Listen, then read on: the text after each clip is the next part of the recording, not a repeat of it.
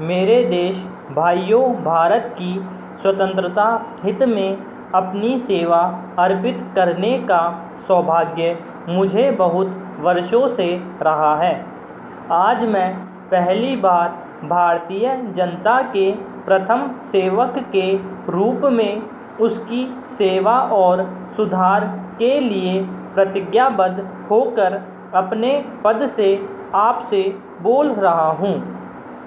मैं यहाँ इसलिए हूँ कि आपकी ऐसी इच्छा थी और मैं यहाँ तभी तक हूँ जब तक कि आप अपना विश्वास देकर मेरा सम्मान करते हैं। हम आज स्वतंत्र और पूर्ण सत्ताधारी लोग हैं और हमने अपने को अतीत के बोझ से मुक्त कर लिया है।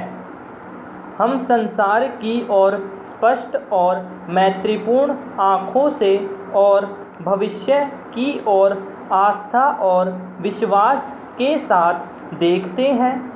विदेशी आधिपत्य का बोझ दूर हो गया है, लेकिन स्वतंत्रता अपनी अलग जिम्मेदारियां और भार लाती है और उन्हें हम स्वतंत्र लोगों की भावना से ही आत्मसंयम के साथ और उस स्वतंत्रता की रक्षा और विस्तार करने के निश्चय से वहन कर सकते हैं। हमने बहुत कुछ हासिल कर लिया है, परंतु हमें अभी इससे अधिक हासिल करना है। तो आइए हम अपने नए धंधों में दृढ़ता से और उन ऊंचे सिद्धांतों को ग्रहण करते हुए जिन्हें कि हमारे महान नेताओं ने सिखाया है, लग जाएं। सौभाग्य से गांधी जी मार्ग प्रदर्शन के लिए, हमें प्रेरणा देने के लिए और सदा आदर्श अध्यवसाय का पथ दिखाने के लिए हमारे साथ हैं। बहुत दिनों से उन्होंने हमें सिखाया है कि आदर्श और उद्देश्य उन साधनों से पृथक नहीं किए जा सकते जो कि उनकी सिद्धि के लिए उपयोग में लाए जाते हैं। अर्थात अच्छे उद्देश्यों की सिद्धि अच्छे साधनों द्वारा ही संभव है।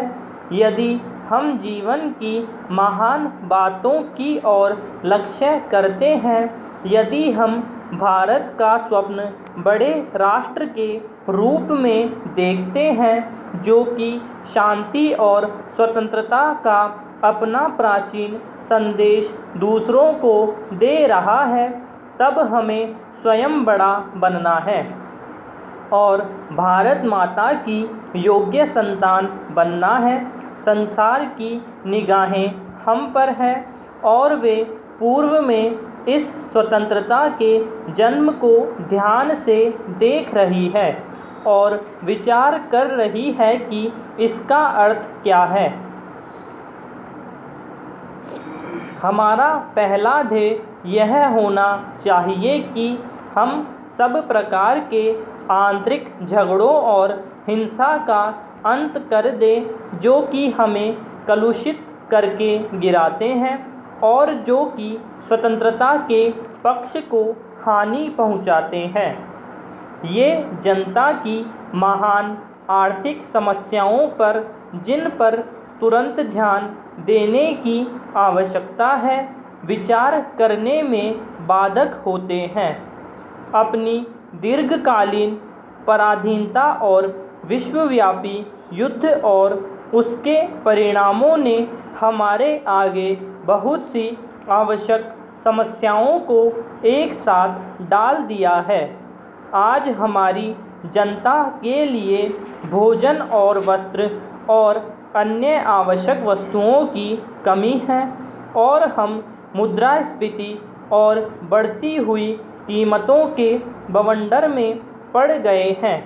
हम इन समस्याओं को तुरंत हल नहीं कर सकते, साथ ही उनके हल करने में देर भी लगा सकते हैं।